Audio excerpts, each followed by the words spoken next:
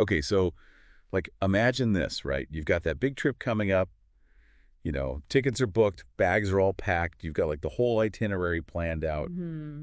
and then it hits you. Your passport, stuck in limbo, thanks to the Canada Post strike.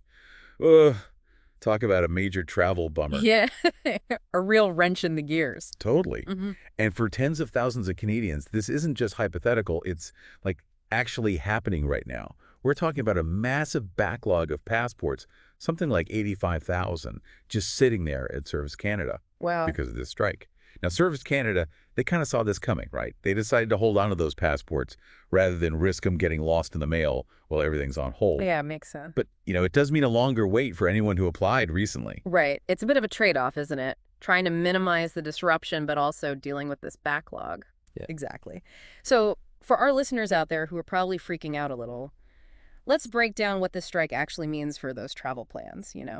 First off, what's the deal with this strike? What are the postal workers actually fighting for? Well, the Canadian Union of Postal Workers, they've got a few key demands on the table. Obviously, there's the wage increase thing, keeping up with the cost of living and all that, Yeah, that's a big one these days. for sure. But it goes beyond just the money, right?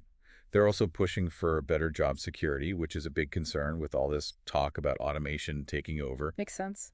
That's got to be unsettling for a lot of postal workers. Absolutely. And then there are things like improved benefits and changes to weekend work arrangements, which are, becoming increasingly important to workers in all sorts of industries, not just postal services. Right, right.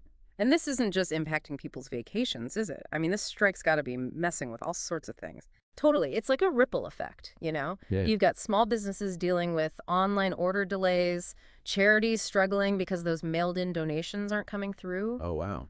And then you have remote communities who rely on Canada Post for, like, essential supplies. They're facing a whole other set of challenges. That's rough.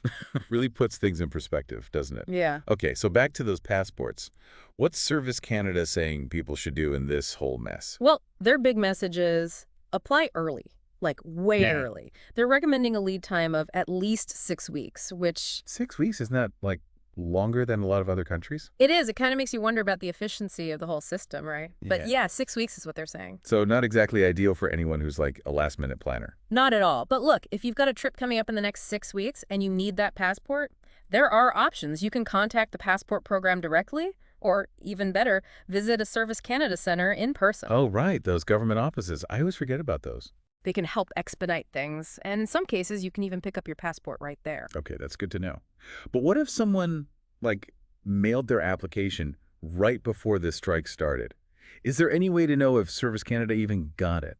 That's the tricky part. There's really no guarantee. Service Canada has said that applications sent just before the strike might be delayed simply because, well, they might still be sitting in some mailroom somewhere. So basically, if you mailed it recently, you should probably just assume it's delayed, right? Pretty much. And keep checking the Service Canada website. They're posting updates on the whole passport situation throughout the strike. Got it. Okay, so big picture, if you're listening to this and you've got travel plans in the works, what are the must-do things? The number one thing, don't procrastinate on that passport application. Seriously, 6 weeks minimum, people. And if you're in a time crunch, look into those expedited services. But honestly, even if you're not traveling anytime soon, this whole situation is a good reminder to stay informed and, be proactive. It's wild, right? Yeah. In this day and age, you wouldn't think something like mail delivery could throw such a wrench into things. You're telling me it really highlights how interconnected everything is. It does. Yeah. But hey, maybe this is a chance to, discover some awesome spots right here in Canada while you're waiting for that passport.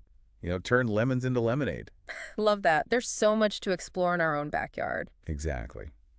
Who knows? Maybe you'll find your new favorite place without even crossing a border. Yeah. So yeah, stay informed, check those options, and happy travels, everyone. Safe travels. And maybe a little extra patience wouldn't hurt either. Uh-huh. Yeah, that's always a good travel tip. Absolutely. All right, that's it for our deep dive today. See you next time. See ya.